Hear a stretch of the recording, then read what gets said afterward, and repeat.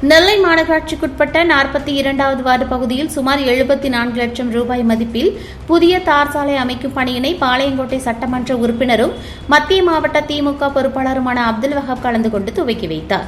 நெல்லை மாநகராட்சி மேலப்பாளையத்திற்குட்பட்ட 42வது வார்டு பகுதியில் பெருமாள்புரம் காவல் நிலையம் எதிரே புதிய தார் சாலை அமைக்க சுமார் 74 லட்சம் ரூபாய் மாநகராட்சி சார்பில் நிதி ஒதுக்கீடு செய்யப்பட்டு அதில் பணிகள் துவங்கப்பட்டது.